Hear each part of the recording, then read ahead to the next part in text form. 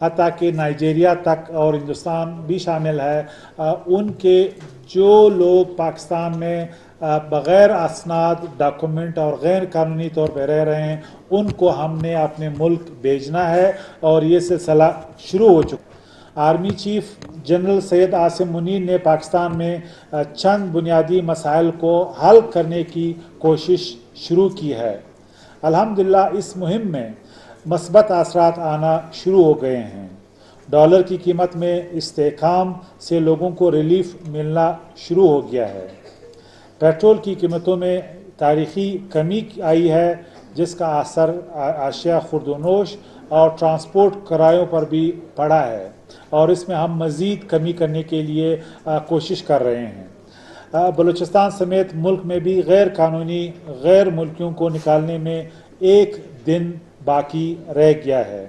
بلوچستان میں وزیر اعلیٰ میر علی مردان ڈونکی کی قیادت میں تمام انتظامیہ غیر قانونی غیر ملکیوں کو نکالنے کے لیے اقدامات کر رہی ہے۔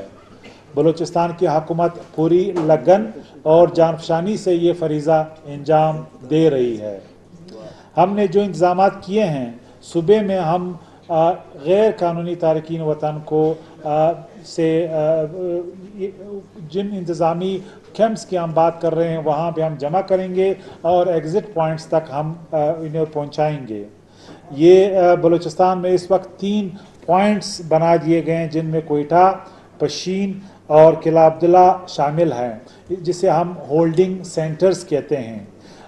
صوبہ سندھ، صوبہ پنجاب سے جو لوگ غیر قانونی تارکین وطن آئیں گے وہ انہی ہولڈنگ سینٹرز میں رکھے جائیں گے، ان کے فنگر پرنٹس بنا کے یا ریکارڈ کر کے انہیں ایگزٹ پوائنٹ جو 3 اور کھولے گئے ہیں، جس میں چمن، اس کے علاوہ قلعہ سیف اللہ میں قمر الدین کاریز، اور اسی طرح 2 اور پوائنٹس چاغی میں کھولے گئے ہیں۔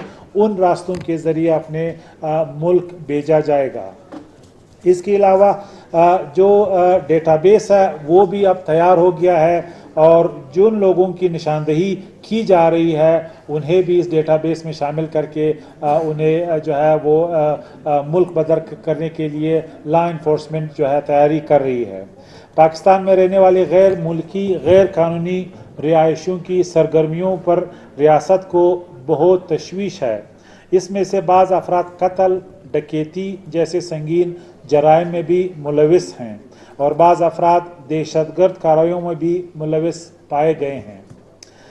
اقوام متحدہ نے بھی دہشت گردی کی کارروائی میں ملوث تمام افراد کے خلاف سخت ترین کارروائی کی سفارش کی ہے۔ صوبائی انتظامیہ کے علاوہ نادرہ، FIA اور قانون نافذ کرنے والے اداروں کی مربوط حکمت عملی سے یہ کام کیا جا رہا ہے۔ اس سلسلے میں فہرستیں تیار کی جا رہی ہے۔ تمام غیر قانونی غیر ملکیوں کا ڈیٹا جو ہے کلیکٹ کر لیا گیا ہے، اور خصوصی ٹیمیں بنا دی گئی ہیں۔ غیر ملکیوں کے کیسوں کو جلد نمٹانے کے لیے عدالتوں کو جو ہے ہدایت ہے، اور اس کے علاوہ بھی پرائم منسٹر کا یہ اختیار ہے کہ فارن ایکٹ کے تحت وہ کسی عدالتی کارروائی کے بغیر تارکین وطن کو ملک بدر کر سکتے ہیں۔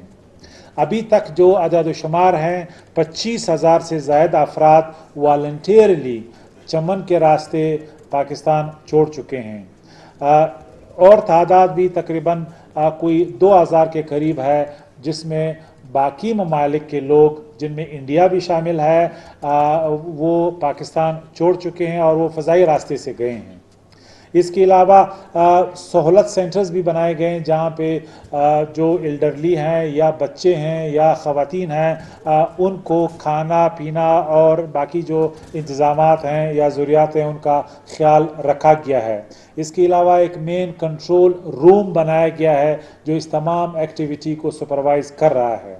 غیر قانونی غیر ملکیوں کی رہنمائی کے لیے ٹیمیں بھی تشکیل دی گئی ہیں، تاکہ وہ یعنی ایک گائیڈنس کے ساتھ اس ملک کو یعنی ان کو ہم ایگزٹ پوائنٹ پہنچائیں اور जिस तरीके से कार्रवाई हो रही है अभी तक इंशाल्लाह मैं समझता हूँ कि जो कल डेडलाइन है वो एक्सपायर होगा, इसके बाद ये प्रोसेस हम तेज़ करेंगे। यहाँ पे जो भी आएगा उनके पास डॉक्यूमेंट, पासपोर्ट और वीज़ा होना चाहिए, और इस वक्त जो भी फॉरेन इन्वेस्टमेंट आएगा, जब तक दिन में आपके बॉर्डर्स पे 50,000 लोग बगैर डॉक्यूमेंट के आते हैं, कोई इन्वेस्टमेंट जो है आने वाला नहीं है। हमें पता होना चाहिए कि कौन इस मुल्क में आ रहा है, चाहे वो फ़िज़ाई रास्ते से आ रहा है, चाहे वो ज़मीनी से। और जो माजी करीब में हमने देखा है करप्शन के हवाले से हमारे इदारों में कुछ अफराद ने आइडेंटिटी कार्ड्स बनाए हैं, आइडेंटिटी थेफ्ट में इन लोगों की मदद की है, उनके ख़िलाफ़ कार्रवाई की जा रही है।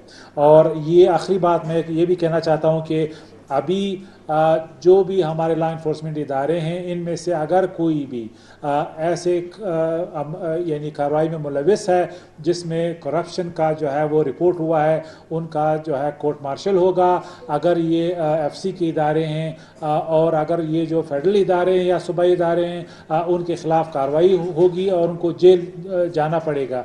ये रियासत पाकिस्तान की एक SOP है। आर्मी चीफ ने ये खुल के कहा है, प्राइम मिनिस्टर और हमारी सूबाई गवर्नमेंट इस बात पे जो है वो इसको यकीनी बनाएगी। लिहाजा जो बिज़नेस एज यूजुअल था, आज भी जब हम लोगों से बात करते हैं कि ये कोई आर्जी कैंपेन है, इसमें फिर जो है करप्शन की बात की जाती है, इसमें ऑफिशियल जो है वो इसको इम्प्लीमेंट नहीं करेंगे, नहीं, ये रियासत पाकिस्तान का जिस तरह बाढ़ आया था ये भी आने वाला है और इसको कोई रोक नहीं सकता। बहुत शुक्रिया आपका।